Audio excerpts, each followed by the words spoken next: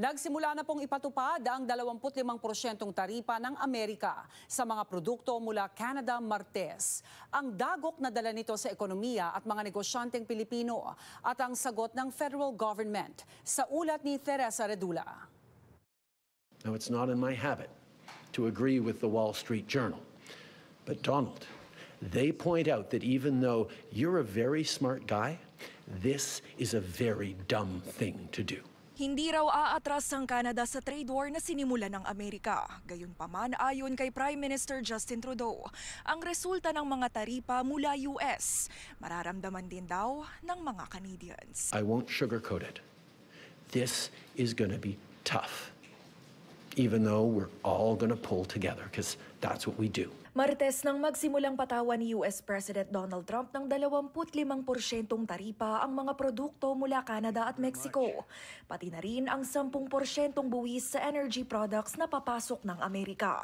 Ang mga taripa, ikinababahala ng mga Pilipinong negosyante sa Canada. Mga veggies pala galing sa US. So, meaning, pag nag-increase yun, mag-increase din ang prices natin.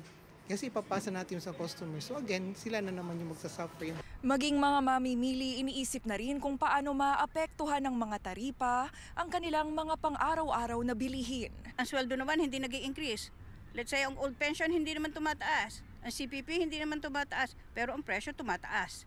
Saan kukuha ang mga tao ng gagastusin? Saan kukuha ng ibibili? We're neighbors with over there and we can't really help anything. So we're going to have to support ourselves and come together as Canadians. Ayon sa White House, ang mga taripa tugon daw sa kakulangan ng resulta sa mga aksyon ng Canada at Mexico laban sa mga illegal na droga na pumapasok sa kanilang border. Maanghang naman ang mga salitang binitawan ni Trudeau laban sa Pangulo ng Amerika. They're talking about working positively with Russia, appeasing Vladimir Putin, a lying, murderous dictator.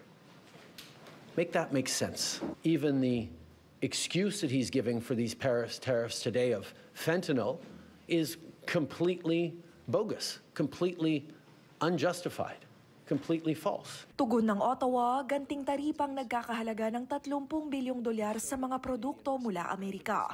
Tatargetin din daw nito ang adisyonal na $125 billion na halaga ng mga produkto sa susunod na 3 linggo. Kung hindi babawiin ng Amerika ang mga taripa.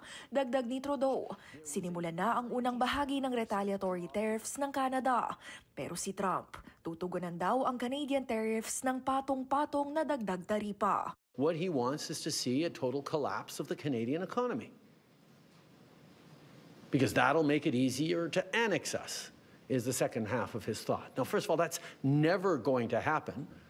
We will never be the 51st state. Ang pulso ng komunidad. We just have to kind of come together as a nation and just try our best to kind of support our own, and maybe things will change and we won't need to be reliant on another country. This is the time that the Canadian citizen or the Canadian people will get together and love the Canadian products. Teresa Redula, Omni News, Toronto.